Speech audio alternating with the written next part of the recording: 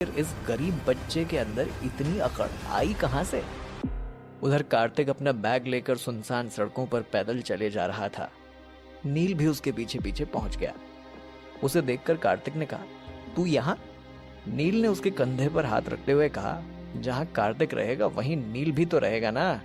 उसकी बात सुनकर कार्तिक के चेहरे पर एक प्यारी सी स्माइल आ गई। फिर वो थोड़ा सा उदास होते हुए बोला, तुझे अपनी जॉब नहीं छोड़नी चाहिए थी।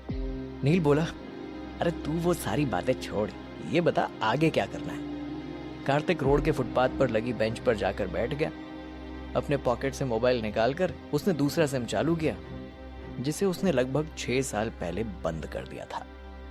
कार्तिक को मोबाइल में घूरते देख नील बोला, मैं पूछ रहा हूं कि हमें आगे क्या करना है, और एक तू है जो मोबाइल देख रहा है। कार्तिक ने जैसे ही अपना पुराना सिम ऑन किया, उसमें ढेर सारे मैसेजेस आने लगे, जिसमें से एक मैसेज ओपन कर कार्तिक ने देखा तो वहां लिखा था, कार्तिक तुम इस वक्त जहां कहीं भी हो फौरन मित्तल पैलेस लौट कर आ जाओ, तुम्हें तुम्हारे राइट्स वापस किए जा रहे हैं। कार्तिक को यह मैसेज 7 दिन पहले आया हुआ था। मैसेज पढ़कर कार्तिक हैरान हो गया, लेकिन ये राइट्स तो मुझे मिलने में अभी वक्त था, फिर अभी से? एक पल के लिए तो वो ये भी भूल गया कि इस समय नील भी उसके साथ है। कार्तिक की हल्की हल्की आवाज सुन नील ने अजीब सा फेस एक्सप्रेशन देकर कहा, कार्तिक तुझे फिर से दौरे पड़ने शुरू हो गए, या हमारे खाने के लाले पड़े हुए हो और एक तू है कि? कार्तिक के चेहरे पर एक अलग लेवल का कॉन्फिडेंस झलक रहा था। अचानक उसने वहां से टैक्सी को बुलाया और उसमें चढ़ने लगा। कार्तिक को देखकर थोड़ा परेशान और कंफ्यूज नील भी उसके साथ फटाफट टैक्सी में बैठ गया। अब यार अब तो बता दे कहां जा रहे हैं? कार्तिक ने फाइनली उसकी ओर स्माइल कर कहा, बस देखते जा, अपना टाइम आ गया।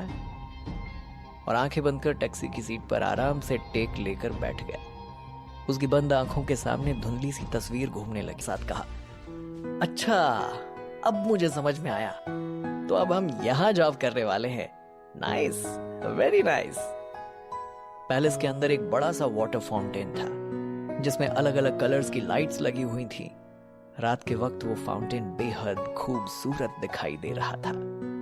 साथ ही आसपास बहुत बड़ा गार्डन भी था, जिसे देख कार्तिक वहां रुक गया।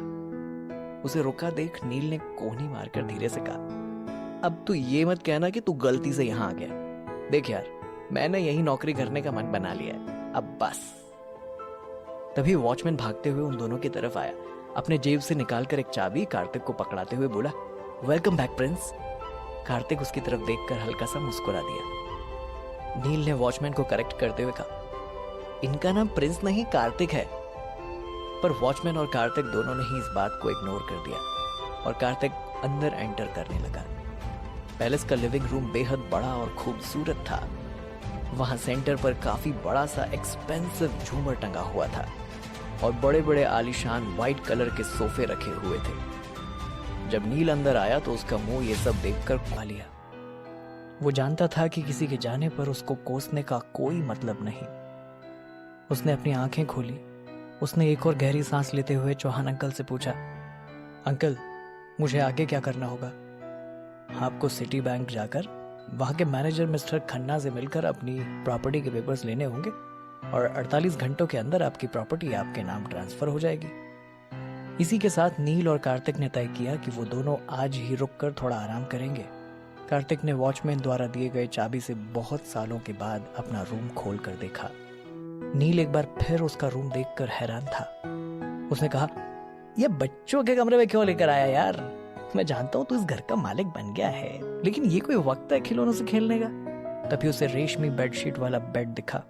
अब तक तो उसे एसी की हवा भी लग चुकी थी।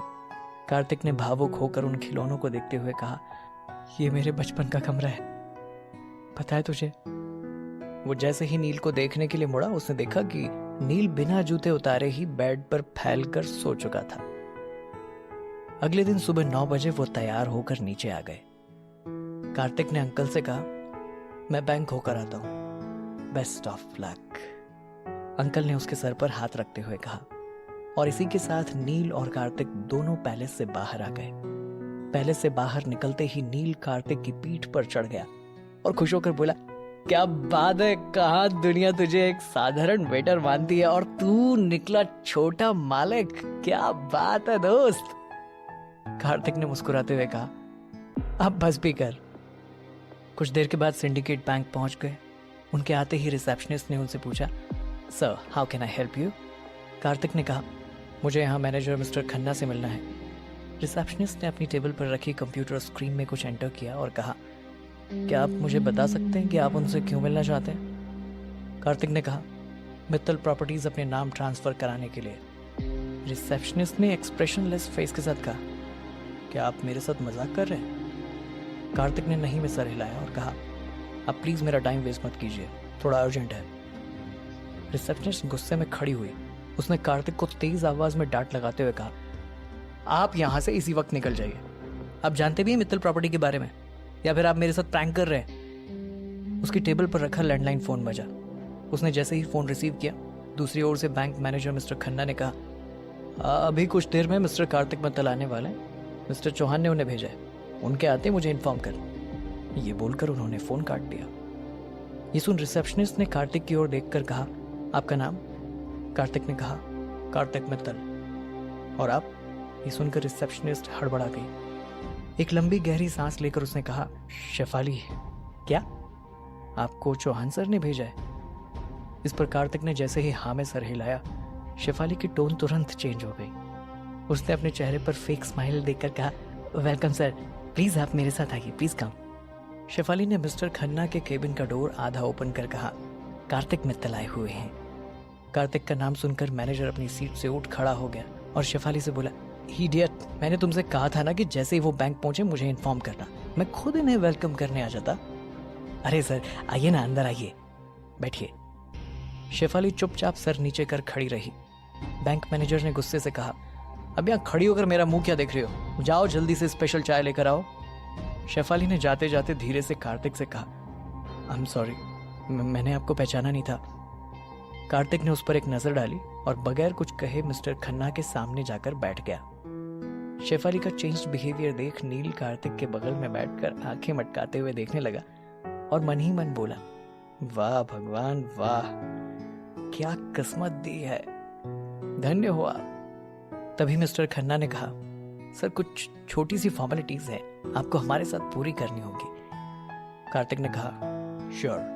मिस्टर खन्ना ने अपने टेबल पर रखे लैंडलाइन फोन से किसी को कॉल कर कहा, मिस्टर मित्तल का रेटिना और फिंगरप्रिंट चेक करना है। फोन कट करने के बाद मैनेजर ने कार्तिक को देखकर स्माइल करते हुए कहा, I am so sorry sir, आपको प्रॉब्लम उठानी पड़ रही है, लेकिन ये हमारे बैंक का रूल है। उनकी बातचीत के दौरान शेफाली चाय की ट्रे लेकर केबिन के अंदर एंटर हुई। इस वक्त शेफाली के चेहरे का रंग डर के मारे उड़ा हुआ था। उसे लग रहा था कि कहीं कार्तिक शेफाली की कंप्लेंट मैनेजर से ना कर दे। शेफाली को यूं इतना डरा हुआ देख कार्तिक के चेहरे पर स्माइल आ गई। तभी ट्रे टेबल पर रखते वक्त शेफाली स्लिप हो गई और चाय का कप उससे छूटकर कार्तिक पर जा गिरा, जिससे वो हड़बड़ाकर अपनी चेयर से उठकर खड़ा हो गया। बैंक मैनेजर ने शेफाली पर जोर से चिल्लाते हुए कहा, कोई भी काम तुम ठीक से नहीं कर सकती हो, यू इडियट, तुम्हें पता है तुमने क्या किया? उसकी डांट सुन शेफाली की आंखें नम हो गई।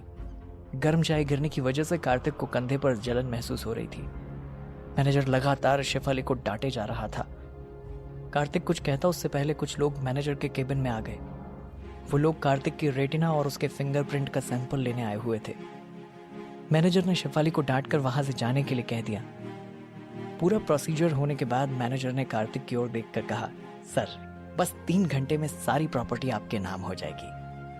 कार्तिक अपने चेयर से उठ खड़ा हो गया। थैंक यू बोलकर वो वहां से निकल गया। शेफाली केबिन के बाहर मौजूद थी। कार्तिक को देखते ही उसने कहा, आई एम सो सॉरी, आज मेरी वजह से आपको बैंक में काफी तकलीफ उठानी पड़ी। लेकिन कार्तिक नील के साथ वहां से बगैर कुछ बोले बाहर निकल गया। बाहर निकलते ही कार्तिक और नील के सामने एक BMW आकर रुकी। ग्लास डाउन होते ही कार्तिक ने देखा ड्राइविंग सीट पर कोई और नहीं बल्कि राहुल मौजूद था। राहुल ने कार्तिक को ऊपर से लेकर नीचे तक देखा और सरकास्टिक हंसी हंसते हुए बोला, वेटर्स, तुम यहाँ बैंक के बाहर किसका वेट कर रहे हो? कितना खराब दिन है तुम्हारा। एक ही दिन में नौकरी भी चली गई और छोकरी भी। ये बोलकर वो जोर जोर से हंसने लगा। उसने आगे कहा, कल बार में बहुत हीरो बन रहा था ना, अगर सचमुच तेरे अंदर दम है तो आजा आज रात ठीक 9 बजे हूट बिस्ट्रो में। अगर तू मेरे गेम में मुझसे जीत गया तो शेनन सभी के सामने तुझे प्रपोज करे और तेरे होठों पर किस भी। ये सुन कार्तिक ने सीधे मुंह उससे पूछा, और तेरी शर्त क्या है? अभी से डर गया? राहुल ने टेढ़ी हंसी हंसते हुए कहा। कार्तिक ने कहा, अपनी शर्त बता। राहुल ने कहा, शर्त तुझे वहीं आकर पता चलेगी, और अगर तू नहीं आया तो मैं समझ लूंगा कि तू लूजर है। कार्तिक ने हाथ बांधकर कहा, देख, जो मैं हूं वो मैं हूं नहीं, और जो मैं नहीं हूं वो डेफिनेटली हूं। ठीक 9 बजे।